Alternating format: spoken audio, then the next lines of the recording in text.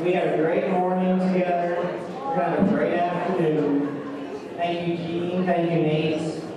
The way that this afternoon is going to work is we're going to have some beautiful words from you all. The very full, the very wonderful, the very sweet life of our dear friend Rob White. I noticed just the sweetest portrait of Rob, maybe 8, striped shirt, big yappy grin, just a beautiful set of memories. Rob's childhood. We have friends here from Minneapolis and St. Paul. We have friends here from college and from high school. We've got co-workers here. We've got students from the classroom here. This is a wonderful group, representing just the 50 wonderful years of Thank you. My name is Melinda Mayer, and I met Jane as a freshman in the halls of Vanille St. Margaret's. And I was lucky enough to become her friend then, and I feel very lucky to remain her friend today. But everything got a lot better when she met Rob. Everything got funnier, more musical, more interesting, and we started to get the best deals. Especially if we went on Craigslist. In fact, we had to get the best deals or we weren't allowed to buy anything. And I started to think of Rob as my best friend the way I thought of Jane as my best friend. And then he was diagnosed, and I realized he has so many best friends. He has all of you. He has dozens and scores of best friends. And I was a little bitter at first about it. And then I realized that was just part of his gift. He makes everyone feel like you're his best friend, like you're special, you're so special, and you're funny. And he would laugh about his foibles with you and make you laugh about your own foibles. And it was so joyous to be with him. And that is the reason, one of many, that we will miss him so much. And we are so lucky to count him as our friend. And now I'm going to read a litany of memories of Rob, and I'd ask you to respond with the words, "We remember Rob." And these were compiled by Jane from submissions by friends and family, so thank you all for doing that. When I ride my bike to get donuts, we remember Rob. When I walk into CPA and think how no one could greet people with more warmth and enthusiasm than he could, we remember Rob. When, on the last day of school, he was on the PA announcing, and today's lunch is a perfect lunch for a warm last day of school, grilled cheese and tomato soup. We remember Rob. When I see mismatched socks, we remember Rob. When I need an opinion of how to talk to my kids in hard times, we remember Rob. When I see a bit of honey candy that has not been fished out of my candy dish, we remember Rob. When I think of him in his salmon pants, is somebody wearing those? Somebody's wearing, you'll see them. When I see a drummer throw his only pair of sticks into the audience in celebration of his most excellent drum solo, we remember Rob. When I think of him listening to my random stories and enthusiastically responding, "Get out, no way!" We remember Rob. When I see a root beer float, we remember Rob. When I'm worried, we remember Rob. When we hear someone with a guitar who can make up a silly, quirky rhyme about the most mundane things in the rooms, we remember Rob. When I think of him in his blue sun shirt and walkabout hat at the beach with a giant smile, we remember Rob. When I see a Zamboni, when I hear a Craigslist story, we remember Rob. When I'm working late at school on Sunday and a cheerful voice says, "Hey, don't stay too long," we remember Rob. When I think of his smile, a smile so wide that every component of his face was recruited, especially his eyes. This was a sincere smile that, akin to the tip of an iceberg, came from deep within, revealing acceptance, genuine interest, engagement, and warmth. We remember Rob.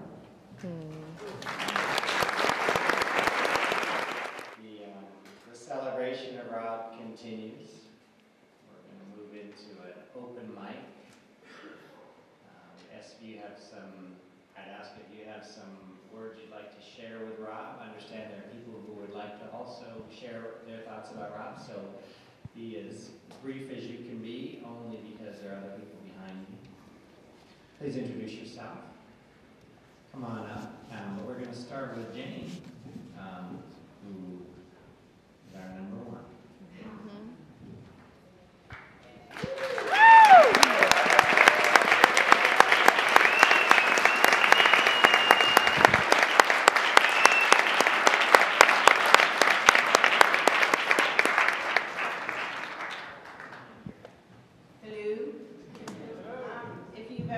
To a wedding with me, then you know what to expect, so just prepare yourself. I want to tell a funny little story. I know Rob is still with us because I did something that I haven't done since I was 28, and that is I went and bought lipstick. Because I was like, I got a big event, I got to get some lipstick, that's what girls do.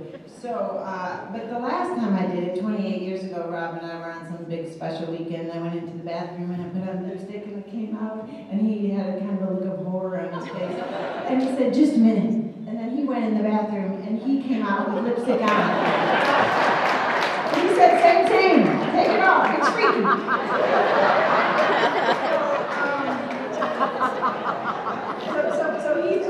And so the lipstick that I bought so carefully I can't find. So I'm like, Rob, sucker, like he stole my lipstick. So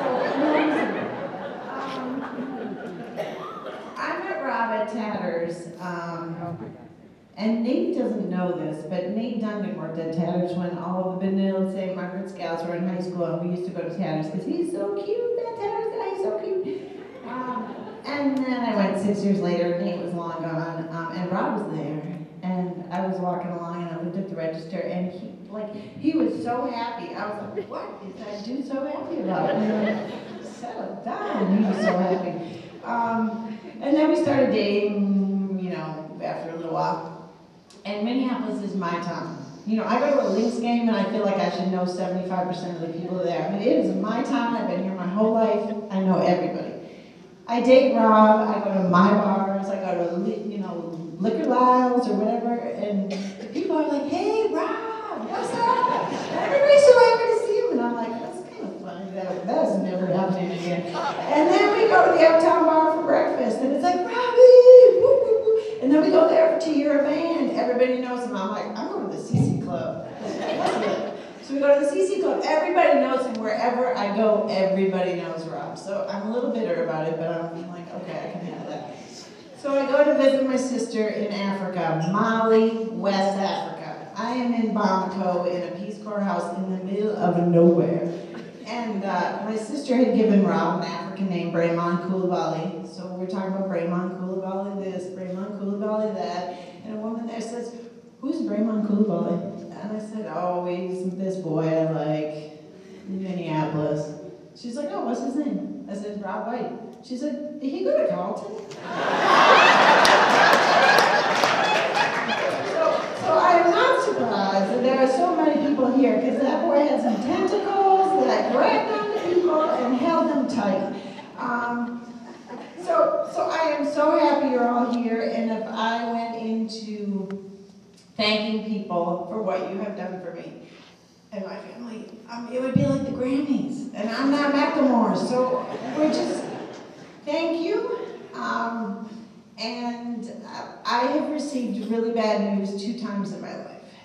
Once was the brain tumor, and our plan, and I don't recommend this to anyone, our plan is like, oh, let's just keep this to ourselves. We'll handle this brain tumor on our own. But it didn't work. It was not a good plan. Nikki White, where are you? Stand up.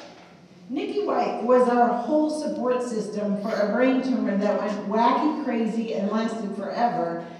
And she is awesome and fabulous, but she only stayed 10 days.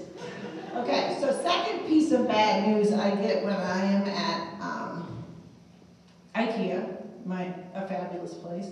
I'm at the break room. I call Rob all the time in the break room. What's up? How you doing? He's upset, and he said, I just got this thing from my chart. I got an email from my chart that says like I have renal cell carcinoma. It's right through my lungs, and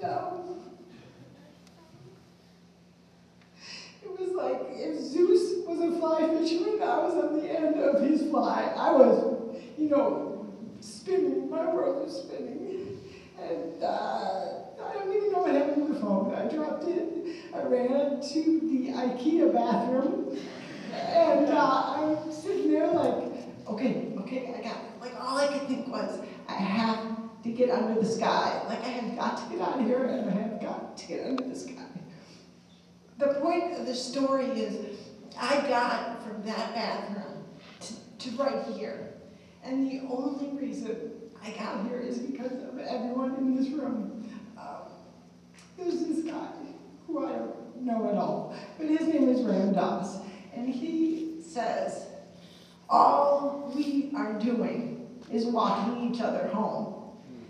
And I thank you, and I thank Rob's friends and Rob's family for walking him home. And I thank all of you, CPA, City of Lakes Waldorf School, for walking me home and my kids home every day. And that's what makes me cry. Losing Rob was like having someone ripped out of me, but what makes me cry is like all the orbs of light and goodness and love.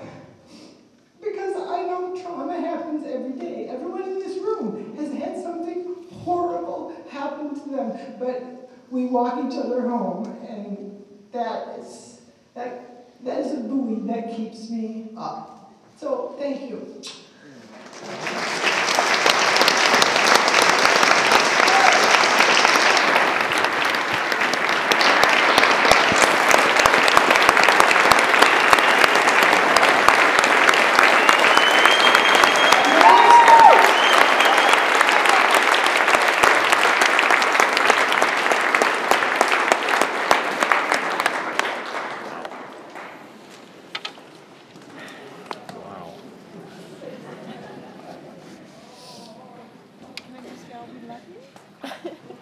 Yeah. Brother Gene, we'll talk about walking home or whatever. Thank you, Gene. This is going to be really brief because I know enough about showbiz to know that one should not follow an act like that. But speaking of showbiz, Rob was less overtly accomplished in the musical realm. He was a great guitar player, and he had a sensibility about music, as Pete said about finding, or one of those broke guys said about finding something in every song. But there's a couple of examples, one in particular that illustrates his timing, which is a really important aspect of not just the entertainment industry, but musicality. And timing is important in a lot of ways in life. So we're at Rob and Jane's wedding, and I think it was just the four brothers. Rob had some really ugly jacket. What was that? Green leopard skin, or I don't know, it was just atrocious. But he was all duded up. And my brother Bill, and my brother Chris, and myself and Rob, we were up the hill from the party tent where the dance floor, there was a dance band, like 6-piece or 8-piece band with horns and a female vocalist, and it was a big shindig. And we were all wasted. The four of us got it. Robbie, he might not have been totally wasted, but the rest of us, I know, I'm sure that we were pretty loaded. And but we were up the hill from this tent. You couldn't really see into the tent fully. You could only see the edge of the dance floor, and the lights were on in there, and the band was loud, so you could hear. So at some point, the lead vocalist or the MC or something says, we gotta get the bride and groom out here for a first dance. And the bros are up the hill, you know, we're just carrying on and laughing and having a great time, not paying any attention to what's going on down in the tent. But whoever's announcing this gets louder and louder and louder. And finally, the music stops and the whole crowd, like everybody in the tent, there's dozens of tables and stuff. Or this is how I recall it. It was through a little bit of the haze, but so we went silent. We're up in this little cabin up the hill, and will the groom please come to the dance floor for the first dance with his bride?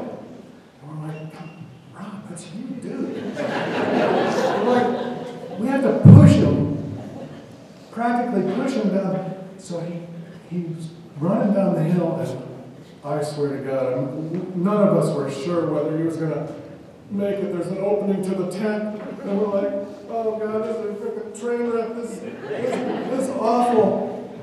Rob hit the dance floor and slid on one knee. James Brown hasn't done it better. He slid across the dance floor on one knee right up to Jane and said, can I have this dance?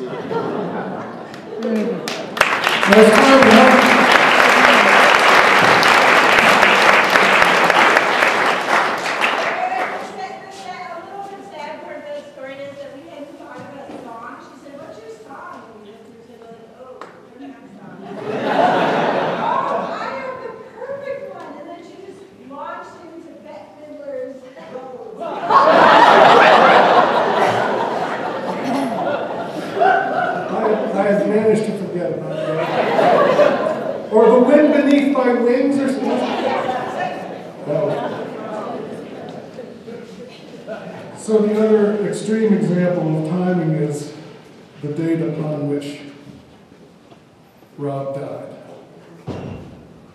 And I can't even, I wasn't right here. I know John was, and of course Jane was close by. I don't know who else was at his side at the time. But the folks that have toughed it out here for the last few months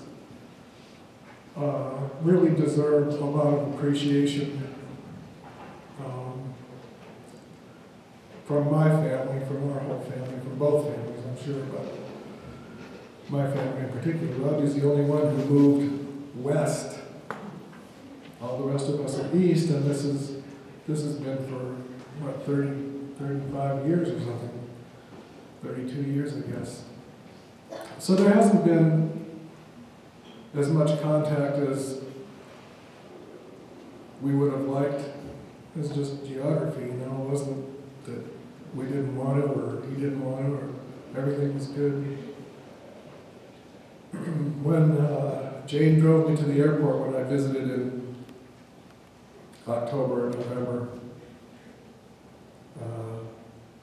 I knew things were okay when he had the oxygen thing on, you know. This was a big deal. He was getting out of the house, and it was a sunny day, but it was colder than hell. Getting to the airport was a real drag for him. He was coughing, that terrible cough. When I got out of the back seat, I hopped out really quickly, and I said, Rob, don't move. I'll hug you through the window. He said, no, that won't do it. He opens the passenger side door, and I said, well, for God's sakes, at least don't get out of the car. He said, please. He turns around, turns to the side, labor of love right there, stands up, takes a couple steps. He steps up on the curb, we hug, and that was good.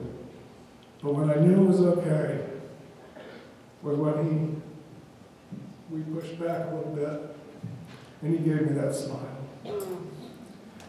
And there's nobody else that has that smile. I don't think there will be. So that was 3 months ago, 2 or 3 months ago, and then the news comes down that he's gone. And I think, Jesus Christ, Christmas Day. There's something kind of perfect about it, in a Rob way. He wanted to make it through that. It wouldn't have made any difference if it was the day before or the day after, or, you know what I mean? But on Christmas Day, there's something just right about that. Time. But thanks a lot to all the people here who've helped Jane and the kids and everybody get through all this. And will continue to do so. Thanks so much. And Robbie was my youngest brother-in-law. And just so that you know that the Robbie we saw all through the presentations tonight is the exact same Robbie that he was probably from the moment he was born. I met Robbie when he was 3 years old and went to visit in Hudson. And at the time, Bill and our friends called me Jeannie. And when I arrived there, Robbie took one look at me and he said, let's see, you're Jeannie. Remember, he's 3 years old. You're Jeannie. And then he looked and he said, but Jeannie, his brother, is Jeannie. And his dad's name was Jean. And his grandfather called his grandmother Jean. And Robbie, in his way, with his little dimple and his little furrowed brow, would look at me and he would burst into laughter. That he had the exact same laugh. And he would burst into laughter, and then he would get this little frown on his face, and he would worry about that we were all called Jean and what that meant. And then he would laugh again. And I think that that was who Robbie was. There was that laughter and that enjoyment, but inside there was that little kernel of trying to figure it out and worrying about it.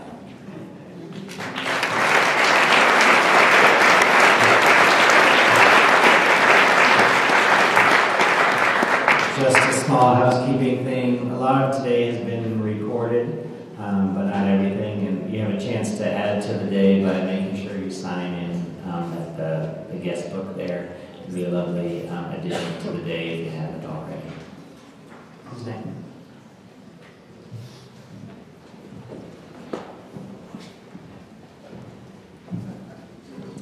I'm Justin Whitlock, I'm Jane's brother. And this was, we were in our mid-20s, and Jane and Rob were living in the Twin Cities, and I was too. And it was that point in your lives where you're after college, before you're married, before you have any kids, and you have a lot of free time. And one of the things we did in our free time was we decided to start a softball team. And our brother Tom was on the team with his girlfriend at the time, Mary, and my girlfriend Stephanie and I were on the team, and John Magnuson was on the team, and I don't know if was Mike Crabtree on the team also? Yeah, kind of. And Jane and Rob were on the team. Am I forgetting anybody? And I think one thing that was hard for Rob in his relationship with Jane was that Jane can play any sport extremely well. She doesn't have to work very hard at it, and she can just master it. You know, she started playing soccer when I think she was in 9th grade, and she was an all-state soccer player, you know, 2 or 3 years later. And so Rob it was hard for him because I think it's fair to say Rob was not a natural athlete. And but he was not going to stand on the sidelines, and he was going to do all he could to keep up with Jane. So when it came to this softball team, I think one thing he did to compensate was he had a very elaborate on-deck process. So as he's coming up to bat, he's shaking his hips a lot, and he'd always have to kind of shake out each leg before he'd get up there. And then he was adamant about tapping each sneaker with the bat, and then he would get up there, and generally things did not go that well for him once the ball came through, but he really hung in there very well. And then the other thing I want to say is I've been reflecting on this theme of when we remember Rob, and I've been struggling kind of think exactly what it is. And I think for me, one of the things I really enjoyed about Rob was he would find the hilarity in something that would just cut through the seriousness of life and just show the absolute hilarity and absurd nature of life. And he just loved that. He got such a kick out of finding those funny, goofy things. And around the same time in our lives, I had an old blue Toyota Corolla that at one point when I was driving down the highway at 60 miles an hour, the hood actually came up and over. If you've ever had that experience, it gets your attention. And what happened was the hood actually separated from the frame.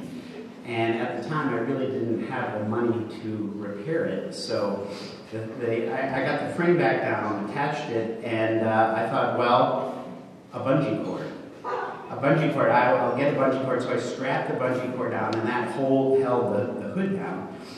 And I had occasion to pick Rob up at the airport, and so we're driving back in my car, and the hood is flapping, and Rob's kind of looking at me like, and then in a flash, it just hit him, and he said, "Dude, your car is held together with a rubber band."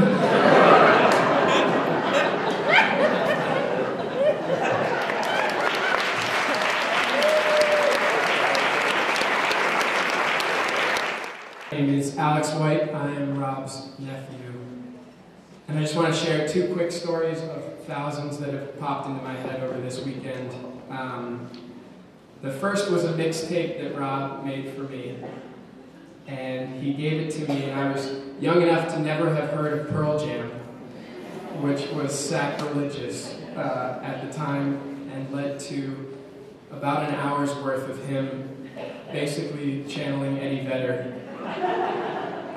right into my ear. And the second is just a story that seemed to happen every time I would see him. He would come up to me and he would say, "Otter Tails," which is what he called me. And he's like, "Why'd they call you Otter Tails?" I'm like, "You're the only one on this planet who calls me Otter Tails. I still don't know what it means." "Otter Tails, would you like to go on an adventure with me?" "Of course. Where are we going?" "Well, I found a combo DVD VCR player for $49.99, marked down from $70, up top. We only have to go the day after Christmas between 2 and 4 p.m., 45 minutes away from here." And so we would get in the car, and we would drive, and we would sing, and we would listen to music, and we'd talk, and we'd pick up the combo DVD VCR player, or whatever the hell he was chasing down. And on the way back, we would stop. I'd never had froyo, and that blew his mind, so we had to pull over and get froyo, and by the time the gas and the froyo, of course, we spent more than, it would have cost just to order it normally. And that's, we get back 2 hours later, it would have been a blast, and it was a stupid errand that, takes 2 clicks now on the internet, but Rob made it into such a fun and amazing adventure. And I keep looking at the door, waiting for him to walk in and really make this a party. And I think if we can all bring a little bit of his spirit with us for the rest of our lives and just try, the world would be a better place.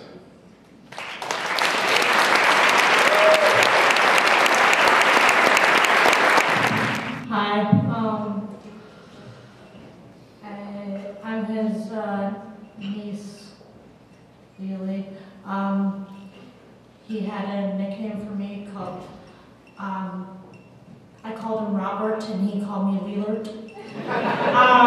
It was just kind of like a joke that we would have for the two of us. I have this fond memory of all of us, our whole family, and Jane's family, and the kids. We would all sit around and play Quirkle. Yeah, it was just a really fun time together.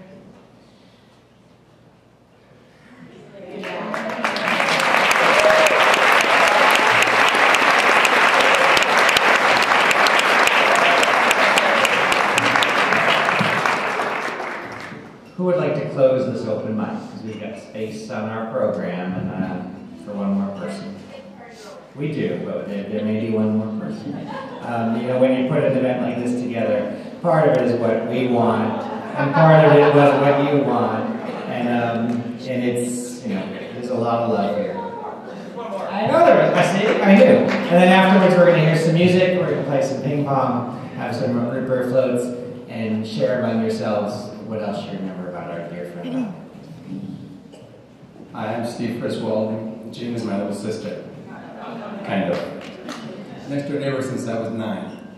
Grown up at the cabin in Wildwood. My big story about Rob is a pretty funny story. They were living out in Seattle, and Rob decided he wanted to play in a band. He's got this amazing musical family, and he plays the guitar, and he decides to go out for a band, and this band looks at him and says, well, we don't need a guitar player, we need a drummer. Do you play the drums? I don't think he plays the drums, but he said, yeah, I play the drums.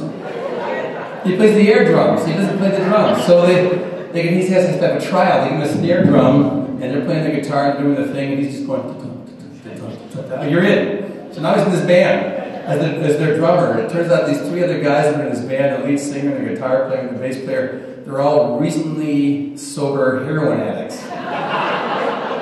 And how many of you would embrace that band? But he's like, yeah, I'm up for that. Because you know what? He's a collector of experiences. If you look at the pictures up here, every picture you see, right, is him just notching off one more thing off that amazing belt that he has that says he collects another new experience. So he gets up in this band, and we're in there, and I've got a bunch of friends who are there, and he's just doing this thing to hold that up. And they're playing, they're doing this stuff, and the guy's got the silk shirt on, that's slowly coming off over the night. Pretty soon he's got no shirt on, he's got these tattoos going, he's playing his guitar, he's doing the thing, and all of a sudden there's a solo, and I see Rob look up like, uh-oh. And the lead guitar plays a solo, and then he passes it on to the bass player, who plays this amazing solo, he passes it on to the keyboard player, who plays this amazing solo, and now it's Rob's turn. And he's like, I don't really play the drums. So he just stands up there, he stands up with his sticks, and he just bangs away at this thing for like 5 minutes, and he throws his sticks in the audience, and he walks like, and that to me is Rob.